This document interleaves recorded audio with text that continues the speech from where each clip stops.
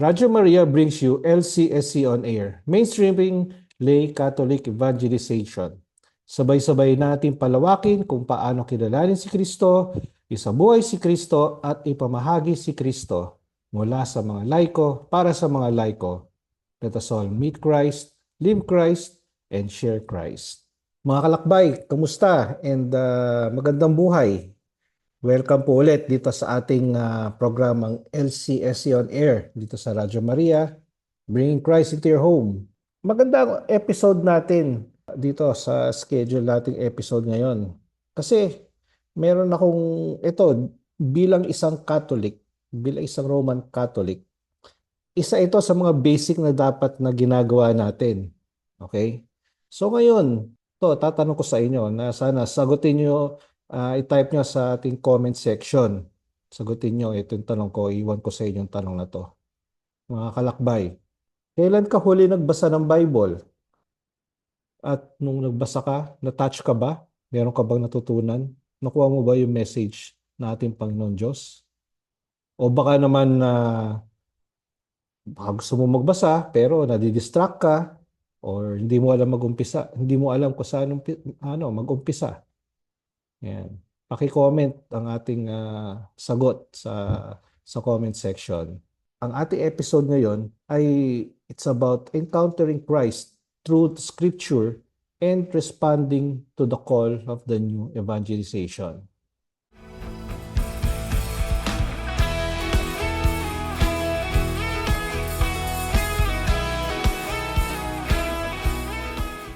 Magandang buhay po uli mga kalakbay at welcome dito sa ating programang LCSC on Air dito sa Radyo Maria, Bringing Christ into your home.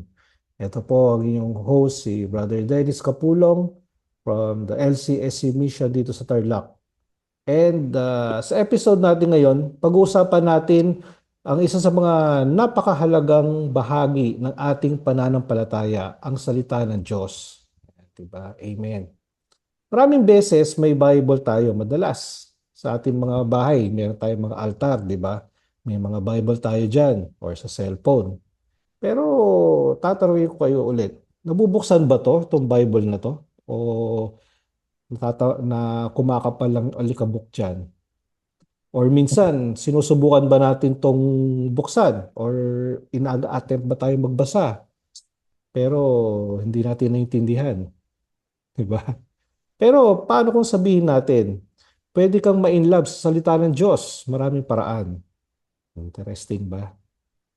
Mga kalakbay, ang mga guest natin sa episode natin ngayon, kasama natin ngayon ang Live the Word Pillar Coordinator ng LCSC Mission. Mga kalakbay, welcome po natin si Brother Paul Tropicales. Brother Paul, welcome sa LCSC on Air. Magandang buhay po sa lahat mga kalakbay. Thank you Brother Dennis for having me again here sa ating LCSC on Air. It's my privilege na makapagbahagi po ulit sa inyo ng mission natin sa LCSC. Welcome. Welcome ulit dito sa ating programa. Thank you po. And noong una kitang na-interview, ang assignment mo pa, dati kang coordinator ng Live Life, di ba? Yes So po. ngayon, ikaw na ay na-assign sa Live the Word naman. Yan, di ba? Amen. Siyempre, diba? Tuloy-tuloy ang ating mission sa ating ginagawa para sa ating Panginoon Diyos. So bago tayo mag-umpisa, Brother Paul, imbitahin muna natin ang ating mga kalakbay sa isang panalangin, sa ating opening prayer. Let us put ourselves in the presence of our Lord. In the name of the Father, of the Son, of the Holy Spirit. Amen. Heavenly Father, as we begin our program today, we bring your presence with us. We ask for your peace, your grace, your mercy, and your perfect order into our daily tasks. We acknowledge your power over all that we will be doing, speaking, thinking, and will be deciding today. We commit to use them responsibly in your honor. Give us a fresh supply of strength to do our daily tasks. May all the things that we do may bring you glory. Lord, when we are in doubt, please guide us. When we are weak, give us strength. When we are burned out, infuse us with the fire of the Holy Spirit. May all the work that we do and the way we do it bring faith, joy, and a smile to all that we come in contact with every day. Lord, we thank you for everything you've done, everything you are doing, and everything you are going to do to us. We thank you for the gifts you have blessed us with every day. In the name of Jesus, we pray with much love and thanksgiving. Amen. Hail Mary, full of grace, the Lord is with you. Blessed are you among women, and blessed is the fruit of your womb, Jesus. Holy Holy Mary, Mary, Mother of Mother of God, God, pray for pray us for us sinners, sinners, now at now the and hour at of the our hour of death. our death. Amen. Amen. In the name of the Father, and of the Son, and of the Holy Spirit. Amen. Mga kalakbay, tatanong ko ulit sa inyo yung ating tanong. Papaalala ko ulit. Comment down below yung mga sagot sa ating tanong. Kailan ka huli nagbasa ng Bible? At na-touch ka ba nung ikaw ay nagbasa ng Bible? Yan. Brother Paul, pwede mo share sa amin. Paano ka nagsimulang nahulog na sa pagbabasa ng Bible? Or kumbaga talaga na-entice ka magbasa ng Bible? Nagsimula po akong magbasa ng Bible through curiosity. Kasi nung bata pa lang po ako, lagi kong nakikita yung magulang ko na sumasali po sila sa isang parang household or group sharing. Mm. At during that time, lahat sila ng mga sumasama doon, meron silang mga dalang mga maliit na libro. So Mm. nung bata ako, I think parang 9 years old pa lang ako noon. Lagi ko yung nawi-witness, no? At na-curious ako kung bakit kailangan nilang magdala ng maliit na book doon sa Mm. bahay namin. Tapos nakikita ko sila na binabasa nila yun during prayer. Mm. Tapos unti-unti naintindihan ko siya kung bakit nila yun ginagawa at kung anong tawag dun sa maliit na libro na yun. At yun na nga po Mm. yung Bible, no? At Oo. nung nakita ko yun, ah, naintindihan ko siya na ganun. Dumating naman yung turn na ako naman yung gumagamit ng Bible nung Mm. nag-join na ako ng isang youth organization, no? Mm. At nung nagsisimula ako sa youth organization na yun, tinuruan kami on how to use the Bible. Oo. Gamitin siya as an instrument to defend my faith, no? At nagamit ko siya all throughout my journey. Tapos nung naging missionary ako, doon ako nagkaroon ng sarili kong Bible. So, ito nga siya kung may papakita ko sa inyo. Mm. Sobra na niyang sira, no? So tanggal na yung ano niya, pintura, no, or yung cover. So gamit ko siya all throughout my mission, no? And at the same time, dala-dala ko din siya nung na-assign ako as missionary sa Mindanao, no? Mm. At malaking bagay ito na meron kang personal Bible. Ngayon na meron na akong sariling pamilya, we decided to have our Bible din, family Bible. So Mm. yung ginamit namin nung wedding namin na Bible, which is the New Jerusalem Bible, yun ngayon yung Bible na ginagamit namin dito sa bahay, sa family, yun yung enthroned, no? So doon nagsimula yung pagkahumaling ko or pagka-inlove ko sa Bible. Ngayon, malaking bagay siya because it gives clarity on my journey as a missionary, ngayon na mayroon ng sariling pamilya. I can Mm. say na from curiosity to clarity. Ganun yung Mm. naibigay sa akin ng Biblia. I see. So, ang ganda na pala na effect, naging effect sa'yo ng pagbabasa ng Bible, di ba? And at the same Amen, time, kuya.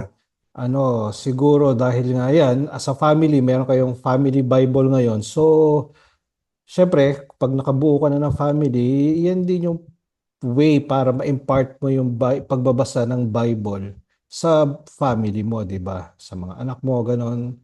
One Amen. way of teaching it to them, di ba? Mga ganyan. So, Yes, kuya. actually, ganyan, nag-umpisa akong maano sa Bible. No, nakasama rin ako sa isang community noon na sa youth dahil tinuruan kaming magbasa ng Bible, yung magdasal, tapos magbasa ng Bible. Tapos maalala ko pa nga, nung college ako, yung Bible nasa ilalim ng kama ko, sa una ng kama ko.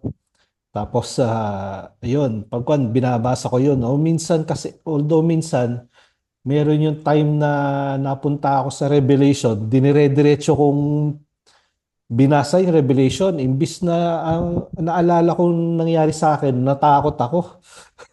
Natakot ako nung sa yung mga nakasulat sa Revelation. Sabi ko ganito pala mangyayari sa end of the world or pag sa Judgment Day. Parang Oo, matindi.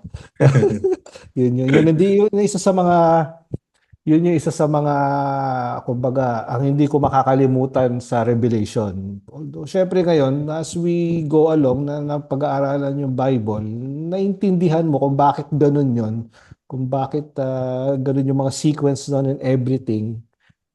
Lalo pa ngayon, pag sa Bible, lalo ngayon sa internet, madali mo na lang din siyang parang yung nakasulat sa Bible parang nakakonvert na siya sa video, mas nakakatakot ang itsura eh.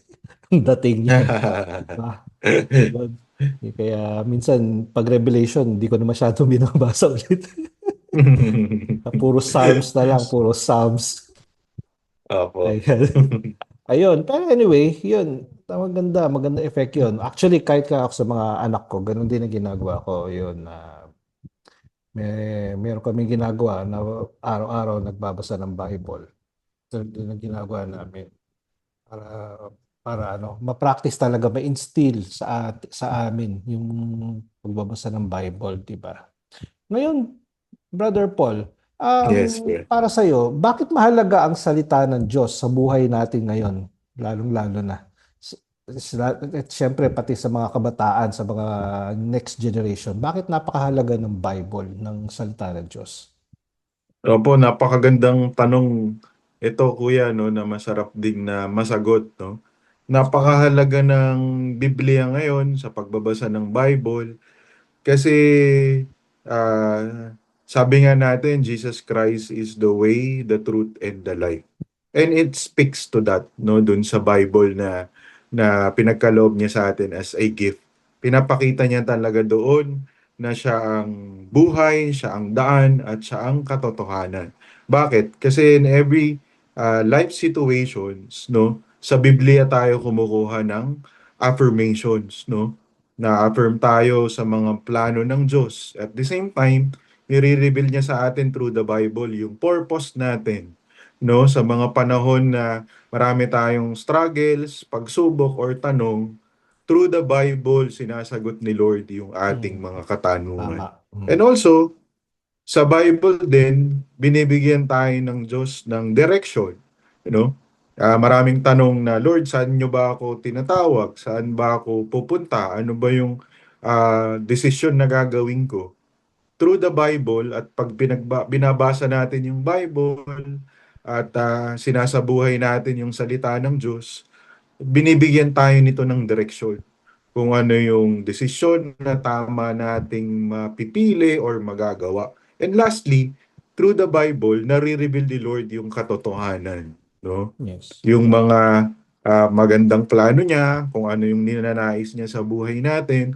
Although challenging kasi human as we are, gusto natin may sarili tayong diskarte, no? At Hmm. masakit sa atin kapag naririnig natin sa Bible na it is the opposite, no, yung gusto ni Lord.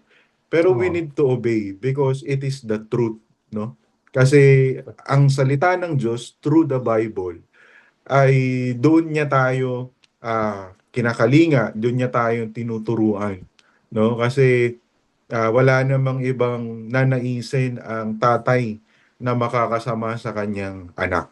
Kaya through the Bible, ginagamit ito ng Diyos, no, mga salita ng Diyos at ni Kristo to affirm us, to give us direction, and to give us clarity, no, by knowing and believing and obeying the truth.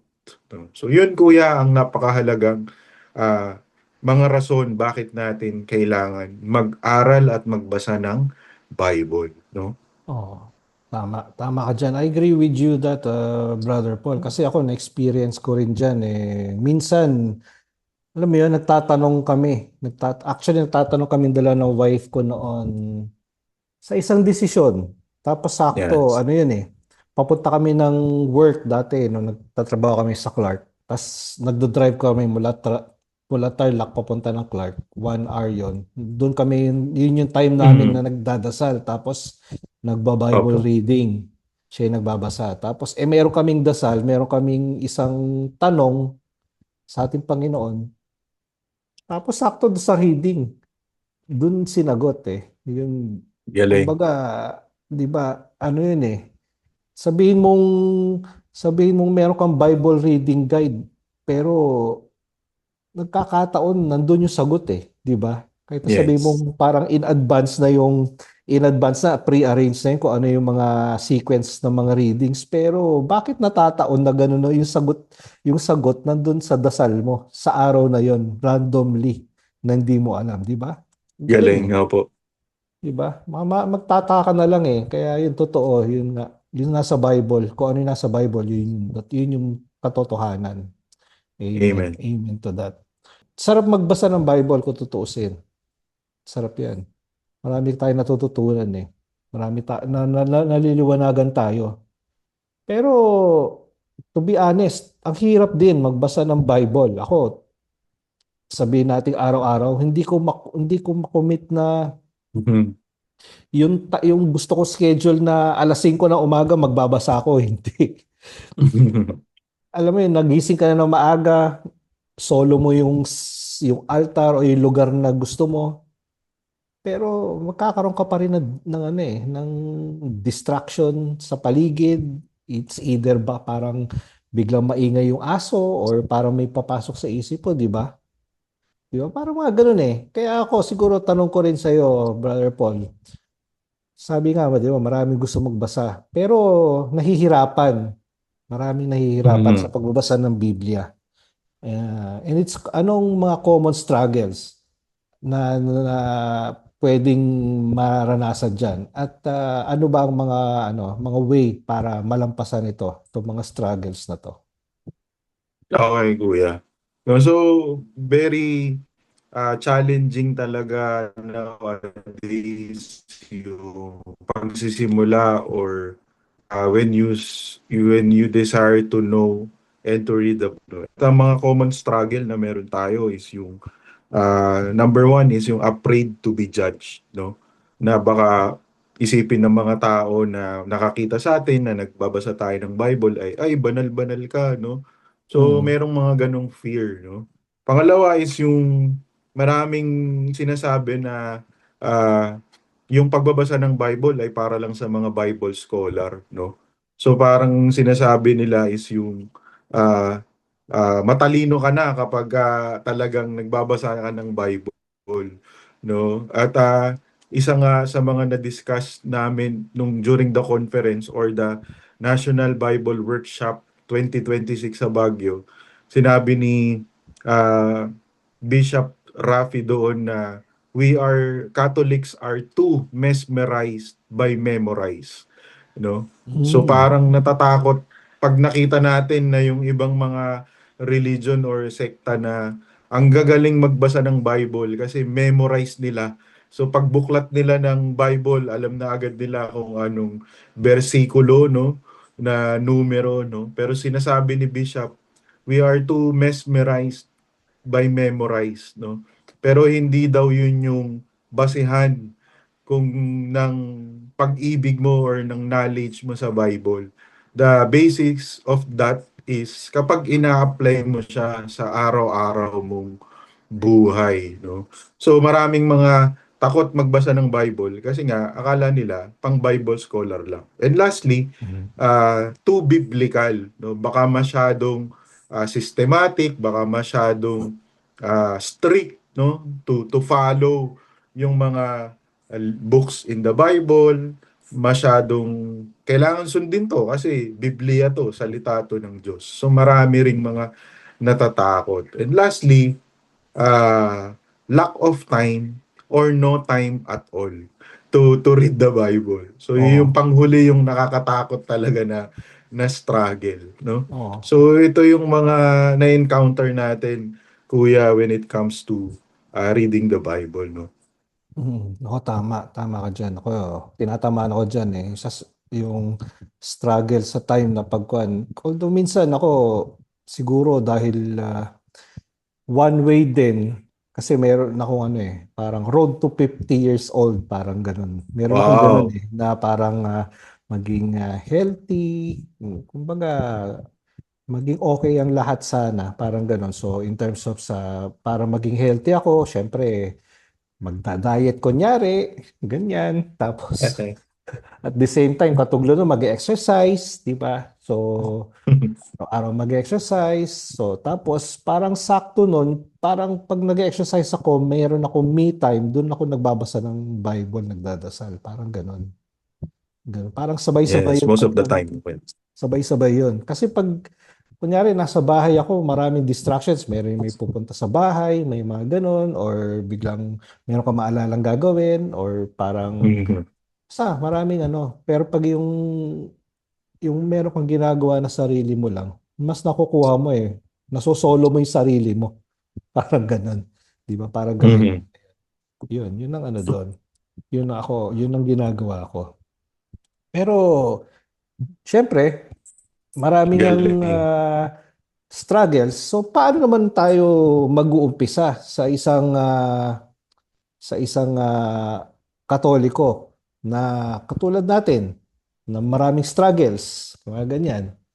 O sa mga kalakbay natin na nakikinig dito sa ating programa, paano siya magsisimula? Paano siya magsisimula magbasa ng Biblia? When we desire to read and study the Bible, no? Dahil nga yun yung mga struggles natin. Tayo po sa Live Christ, Share Christ, meron tayong pillar na tinatawag na Live the Word. At yung Mm. Live the Word pillar ng LCSC ay tinutulungan tayo at tinitrain tayo to do liturgical Bible study. So it is a Mm. Catholic Bible study na kung saan ay pwede natin tong gamitin kahit wala pa tayong knowledge or malalim na pagkakaintindi when it comes to Bible, no? Bakit? Kasi napakaganda po ng LBS na ginagawa ng LCSC. Why? Because it is a group study. So, Mm. maa-avoid natin yung fear na baka ma-judge tayo ng iba. Kasi Mm. meron tayong mga kasama na gumagawa din nito. So, tinatawag natin itong LBS Hub or Liturgical Bible Study Hub. Nangyayari to mostly sa mga coffee shops, no? Or sa loob ng bahay, no? Na kung saan pwede din tong gamitin ng mga pamilya, no? Na tinatawag nating family LBS or kung grupo naman kayo na nasa loob kayo ng coffee shop, LBS Hub, no? Napakaganda nito kasi sabay-sabay kayong nag-aaral habang nagbabasa ng Biblia. No, it is learning together the Word of God. Pangalawa, ah, it creates commitment, no? Ma-avoid natin yung struggle na ah, pagka wala kasi akong time kaya hindi ako Yun eh, makapag-start na commitment. Keyword dyan, busy, no? commitment. Mm. Pero by doing an LBS, matuturuan na tayo nitong maging committed in studying the Word of God. Sabi nga, ah, dapat dumating tayo dun sa sitwasyon ng buhay natin na yung pagbabasa ng Biblia is like we badly needed it. No, kasi Mm. pag ang sitwasyon natin ay we badly needed it. Parang gamot, no? Kung nagme-maintenance ka, kailangan mo yung mainom. At kung naubusan ka ng maintenance mo na medicine, drop everything. Kahit nakapantulog ka na, magsusuot ka ulit ng bagong damit at pupunta ka ng drugstore para bumili. Kasi we Oo. badly needed it. It's Oo. the same thing with the Bible. We need to be committed in studying the Word of God.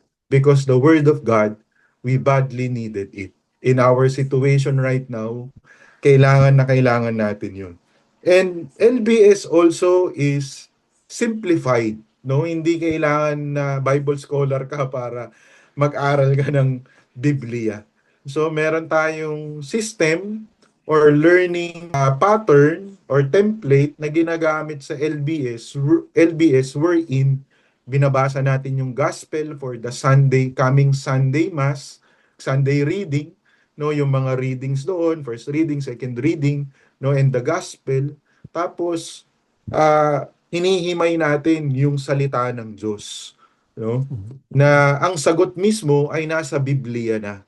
No, hindi tayo mahihirapan na maghanap kung saan ng sagot, but it is written there in the Bible, no? Ang kailangan lang natin para makapagsimula tayo ng buhay in studying the Word of God is to have our personal Bible.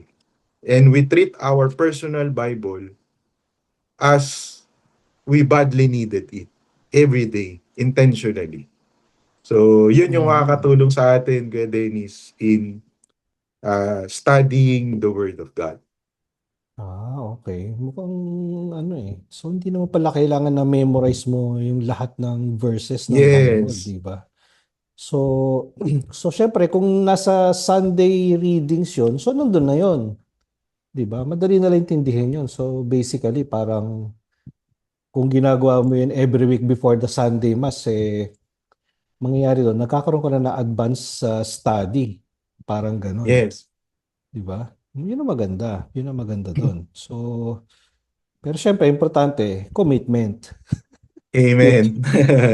yun yung tinake note ko eh, commitment. Oo, tama. Yan yun. Yun yung keyword doon, commitment. Syempre, dapat, para magawa natin ito, meron tayong commitment para magbasa ng Bible. Or ito, gawin tong LBS, itong Liturgical Bible Study. Actually, dito sa Tarlac, merong isang parokya dito, dalawa yung LBS hub na Wow. ano yon, dalawa yung facilitators niya. Actually, member din sila ng Missionary Families of Christ. Yung dalawang LBS facilitators na yon. Sa isang parokya, meron siyang dalawang LBS hub yon. Tuloy-tuloy yon. They've been running it Yun. since the pandemic, if I'm not mistaken. Kasi kumbaga Praise God. nag-umpisa lang siya sa isa, tapos hanggang sa dumami na lang dumami yung mga members, syempre, kailangan mong hatiin, kailangan mong i-group, ayun. Ganun na nangyari. So, Galing. Praise tapos God, meron Dennis. din yung isang section ng Missionary Families of Christ, yung MFC Singles. Meron din silang LBS Hub din, wherein ginagawa nila dito sa iba-iba. Parang isa nga last na nakita ko sa coffee shop ng cathedral eh. Doon nila ginawa. Ang galing. Ako. Mga tipong ganun. Makikita mo, parang kalat-kalat sila. Kalat sa kalat sila in a good sense na parang pag gusto mo, maraming paraan para gawin ito. Amen. Ngayon, kung yun, nasa isang lugar lang kayo, nasa park, or nasa restaurant, or nasa bahay kayo bilang sa family. So marami rin ang paraan. Maganda siya. And kahit online, pwede rin actually. Pero iba pa rin kapag face to face eh. Pero again, yun, nuulit ko, commitment, yun ang ating keyword dyan. Diba? So mga Mhm. kalakbay, tuloy-tuloy tayo sa ating programang LCSC on Air. Pero balik muna tayo sa studio for some commercial break. I'm Bishop Jimmy Afable, the Bishop of the Diocese of Digos. Of course, you know Ed Paalab of LCSC. We have been graced with the presence of his team during our second diocesan conference on new evangelization. He has really empowered us. That is the gift of God in our hearts and souls. We thank you, LCSC, for the gift you are for the church in the Philippines and the world. God bless you all, and may God empower you more.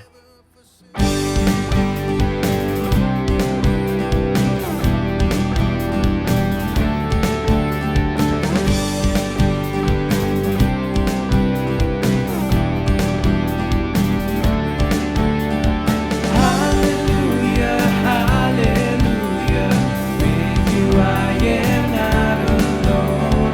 Hallelujah, hallelujah, in you, Father, I am home. I will praise you all my days. Great and wondrous are your ways. You give me strength when I am weak. What more is there for me to see? Your breath of life created me. Your plans are best, your love is free. Glory to you, my God and King. You're my all, my everything. Hallelujah, hallelujah, with you I am not alone. Hallelujah, hallelujah, in you, Father, I am home. Give me hope, you make me see your endless love, divine mercy. Surround me with your joy and peace. You lead me to eternal bliss. You have blessed me with your love, guiding me from up above. Your grace abounds, to you I sing a song of praise for everything. Hallelujah, hallelujah, with you I am not alone. Hallelujah, hallelujah, in you, Father, I am home. Hallelujah, hallelujah, with you I am not alone. Hallelujah, hallelujah, in you, Father, hallelujah, hallelujah, with you I am not alone. Hallelujah, hallelujah, in you, Father, I am home.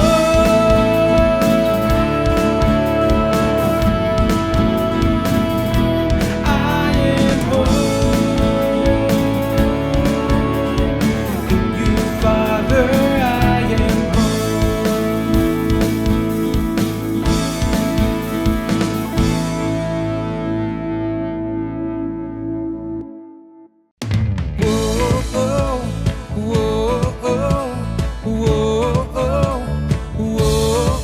You have died for my sake, all my sin and my guilt. Jesus, you took them away. I was broken, I was lost, but you met me, restored me, reminded me of who I am. Nothing compares to the love you have for me. With your love I'm sure I shout and declare, Jesus, your love is true. I belong to you. Forever you are good. There's no one else like you. Your love surrounds me and nothing can take me from you. Whoa, oh, whoa, oh, whoa, oh, you have died for my sake. All my sin and my guilt. Jesus, you took them away. I was broken, I was lost, but you met me, restored me, reminded me of who I am. Nothing compares to the love you have for me. With your love I'm sure I'll shout and declare, Jesus, your love is true. I belong to you. Forever you are good. There's no one else like you. Your love surrounds me and nothing can take me from you. Whoa, oh, oh, whoa, oh, whoa, oh, whoa, oh, whoa, oh, whoa, oh. Nothing compares to the love you have for me. With your love I'm sure I'll shout and declare, Jesus, your love is true. I belong to you. Forever you are good. There's no one else like you. Your love surrounds me and nothing can take me from you. Jesus, your love is true. I belong to you. Forever you are good. There's no one else like you. Your love surrounds me and nothing can take me from you. Your love surrounds me and nothing can take me from you. Whoa, oh, oh, whoa, oh, whoa, oh, whoa, oh, whoa, oh, whoa, oh, whoa, oh.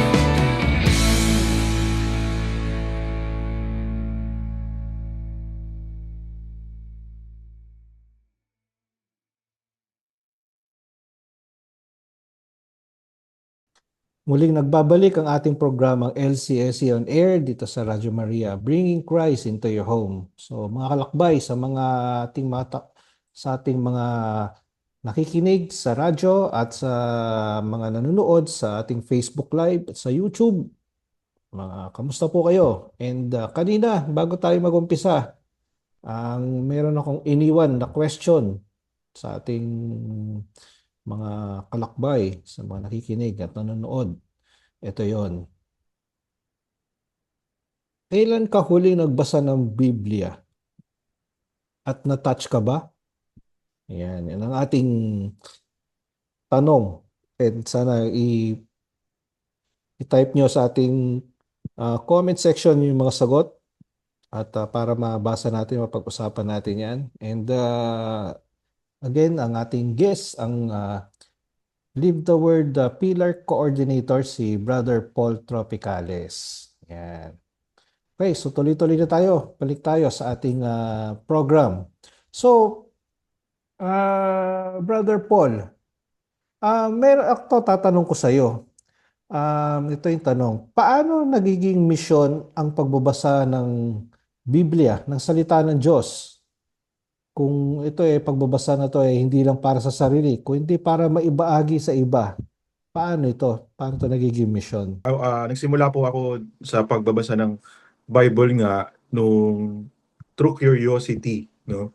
At dahil na-witness ko yung mga magulang ko na ginagamit yung Bible, nagkaroon din ako ng desire to use it, no?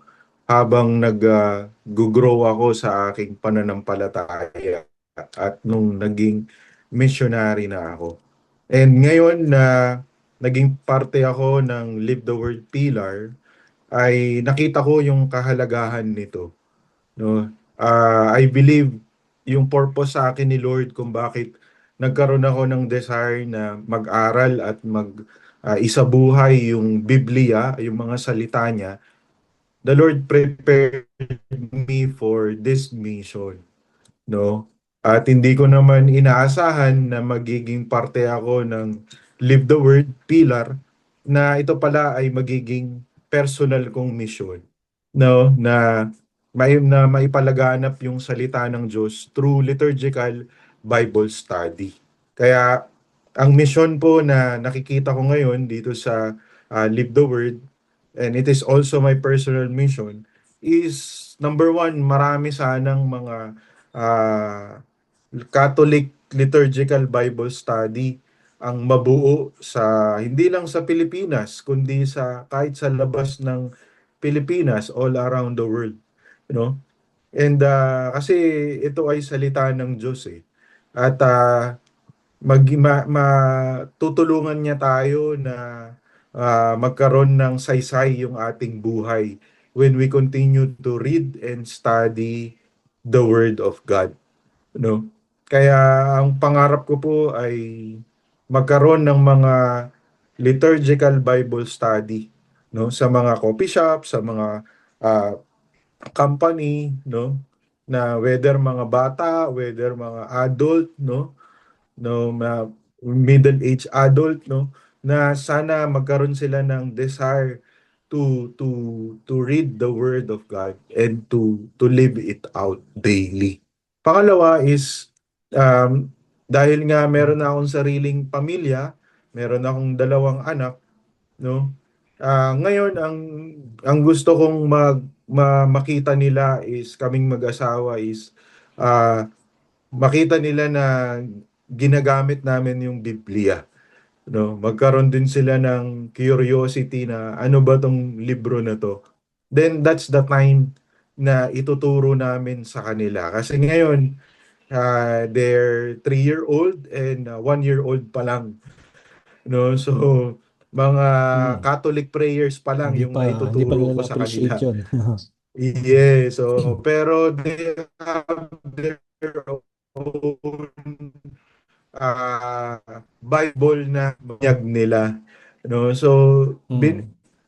binubuklat ko yon para makita nila yung mga caricatures, yung mga pictures, mga drawing, no, para maging opportunity yon na maturuan sila about stories in the Bible.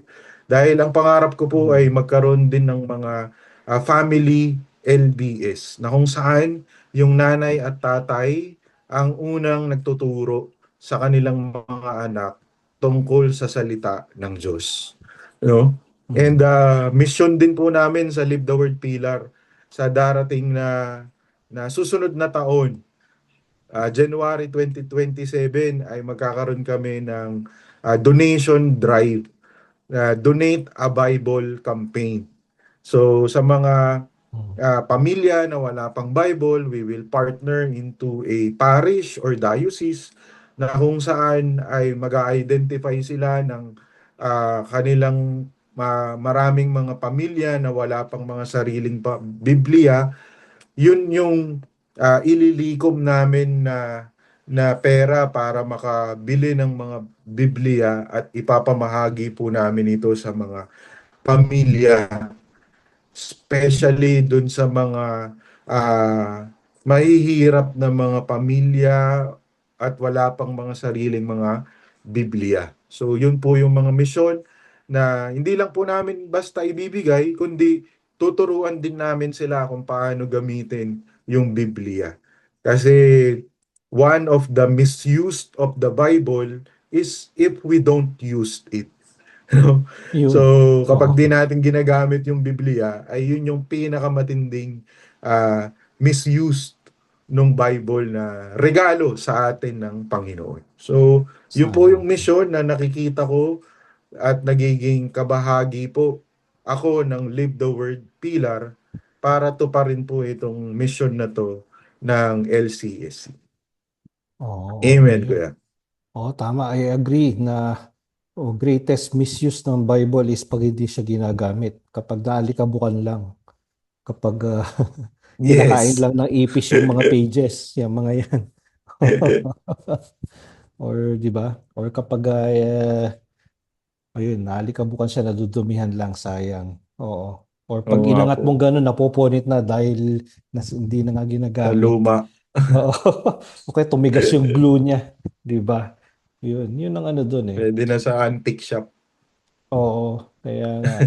Napaka ano. So, ayun nga, Brother Paul, ayun nga, nag-agree nga ako sa iyo dun sa mga yan, sa mga sa sinabi mong yan. Yan, magandang ano yan, magandang wish yan na yun nga, magkaroon ng LBS sa lahat ng, kumbaga, makikita mo sa mga coffee shop or sa restaurant or sa kwan, nakita mo, tas may hawak-hawak sila lahat, sabay-sabay, mayroong mga Bible, mga hindi lang kumakain, doon nag-LBS din sila doon, di ba? Parang way of evangelizing na rin kasi yun eh. Yung pag yung ganun. Yes, tama. When you are displaying yung pagpapractice mo ng iyong pananampalataya, di ba? Kaya yun. So, Amen. napakahalaga niyan nung na magiging yun sabi mo nga, mahalaga yun na magiging curious tayo para sa salita ng Diyos at nahanap-hanapin natin yun, yung salita ng Diyos. Kasi parami tayong malalaman tungkol sa ating Panginoon Diyos. Doon natin siya makikilala. Doon lahat nakasulat sa Bible.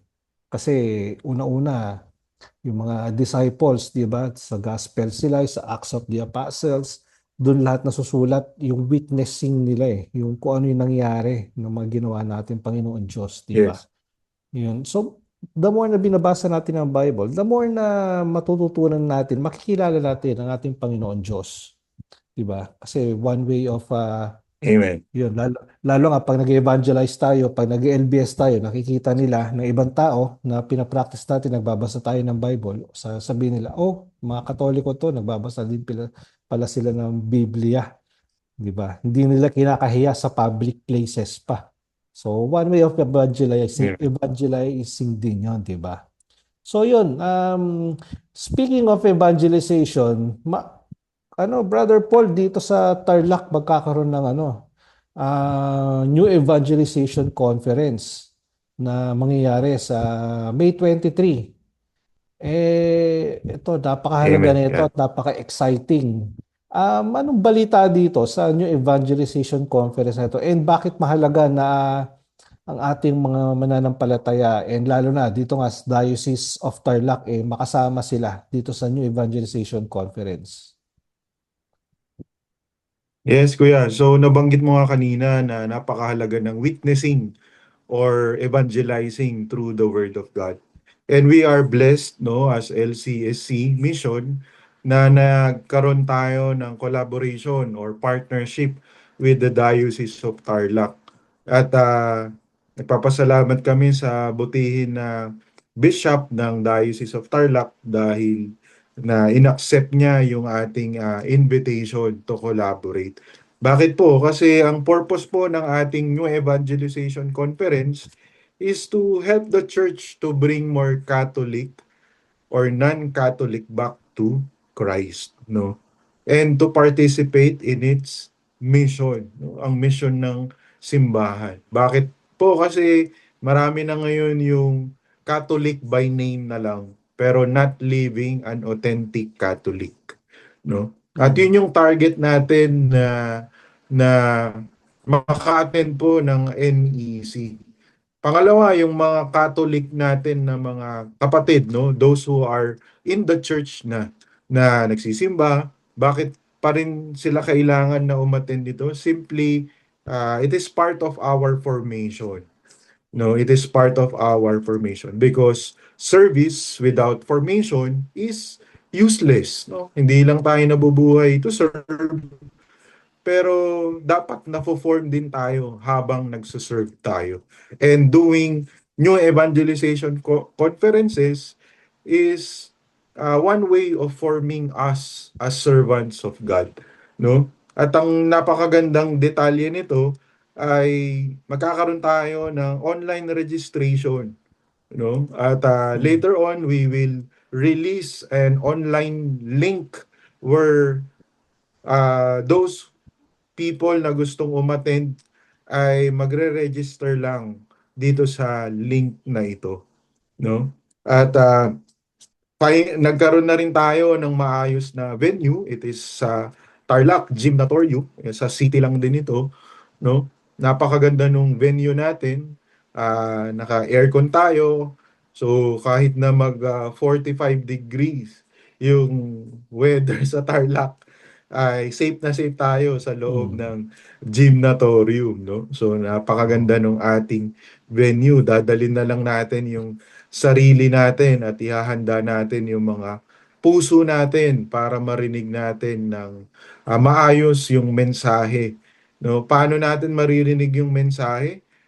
Sa ating New Evangelization Conference, magkakaroon tayo ng mga talk or sessions na kung saan ay yun nga, mapo-form tayo at may inform tayo sa kung anong mission ng simbahan or ng diocese ang gustong mangyari natin, no, for the upcoming months, no, at maging kabahagi tayo nito ng New Evangelization Conference at the same time sa napakagandang misyon ng ating simbahan, no. At meron din tayong Holy Mass, meron din tayong mga booths to visit kung saan mai-inform tayo kung paano tayo makikipag-participate sa mission ng Live Christ, Share Christ, no? And lastly, we expect a life-changing encounter with God, no?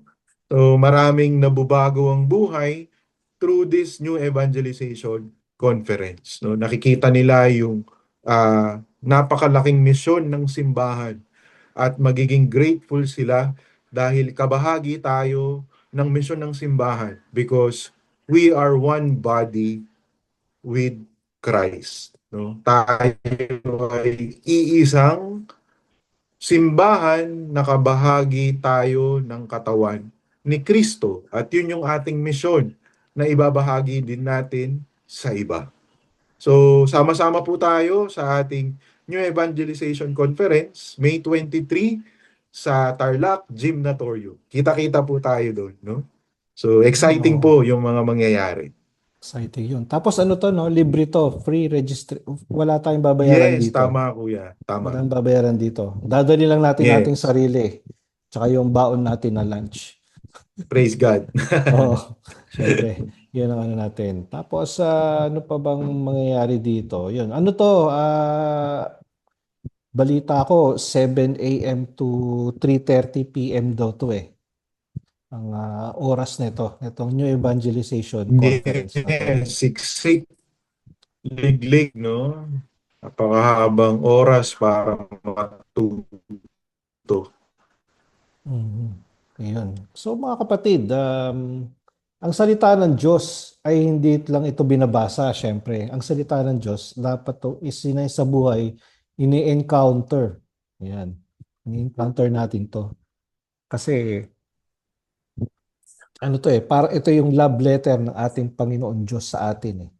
Ayan yan. At kapag ito, na-encounter natin, nakikilala natin si Kristo through Amen. His words, di ba? At hindi natin to kayang sarilinin. Kailangan natin to i-share, di ba? Through the, ayan,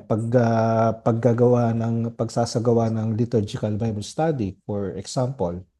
And, syempre, sa salita ng Diyos, when you're reading it, when we are absorbing it, nakikilala natin si Kristo. And, of course, kapag yung mga nababasa natin, gaya na nasabi mo kanina, dapat natin itong isinasa buhay. Kasi sa Bible, nandito lahat ng sagot. Ito yung truth. Ito yung katotohanan. Natututo tayo dito through the Bible, through reading the Bible. Yan ang ano natin. And sa dulo ng lahat, syempre, ang ating imbitasyon sa ating mga kalakbay is to meet Christ, to live Christ, and to share Christ. Maraming paraan ito through the liturgical Bible study. And mga kapatid, meron ka bang Brother Paul, meron ka bang final message sa ating mga kalakbay? Kasi as much as we would like to extend our episode, pero magta-time out na tayo. So baka mapagalitan tayo ni Father Gerald. So, Okay meron po. ka bang final message sa ating mga kalakbay?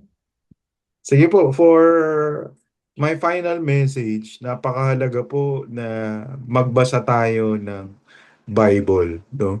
And patuloy ko pong inaanyayahan ng lahat na makapagbasa ng Biblia, whether in your own personal way, through your prayer time, or by joining a liturgical Bible study, no, a Catholic liturgical Bible study.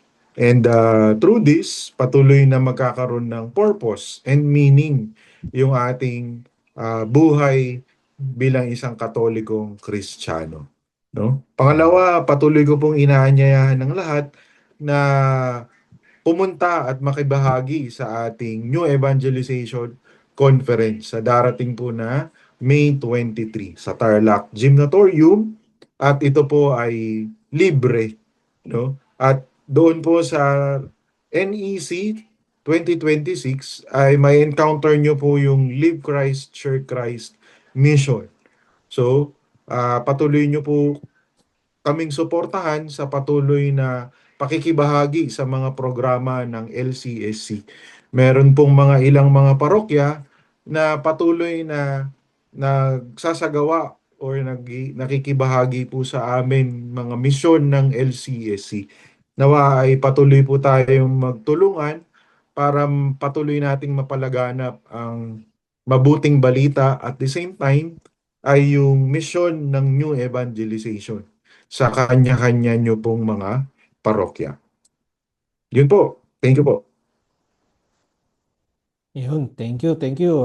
Mga kalakbay, salamat sa pagsama sa amin dito sa episode namin sa araw na ito. And Brother Paul, marami ring salamat sa pagtanggap sa aming imbitasyon para maging guest at para ma-share ang the Live the Word pillar through yung ating LBS. And bago tayo mag-end, siguro pwede mo ba kaming i-lead into a closing prayer, Brother Paul?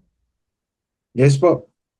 Let us feel the presence of God in the name of the Father, the Son, the Holy Spirit. Amen. Amen.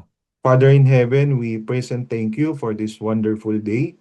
Thank you, Lord God, for this wonderful opportunity to share you to other people through this LCSC on air. Salamat din, Lord, for the gift of the Bible, for the gift of new evangelization, and most importantly, for the gift of the church. And thank you, Lord God, for giving us the opportunity to be part of this wonderful mission through this Live Christ, Share Christ mission. Kaya Lord, we lift up to you everything, our mission, our vision, our plans, our upcoming NEC. We lift up everything to you, Lord, our preparations, our ways on how to make it a big one where we can give glory to your name. Nawa, gabayan nyo kami sa lahat ng aming gagawin. And most importantly, Lord God, give us the strength to continue to read and study your word. At the same time, patuloy kaming maging living witnesses of your word to other people through liturgical Bible study. We lift up everything to you, Lord, and we glorify your name. All glory to the Father, to the Son, to the Holy Spirit, as it was in the beginning, now and ever shall be, world without end. Amen. In the name of the Father, the Son, the Holy Spirit. Amen. Ayun, amen. So thank you po mga kalakbay, and kung itong episode na to ay na-inspire kayo at marami kayo natutunan or na-curious kayo about sa liturgical Bible study, please visit our social media accounts, and also please share it and join our mission. And also you can also support us through the Make Jesus Known campaign. For more information about that, punta lang po kayo sa ating FB page ng LCSC, and yun, maraming tayo mga social media channels yan. Sa yung search nyo lang Live Christ, Share Christ or LCSC, yan, search nyo lang po yan.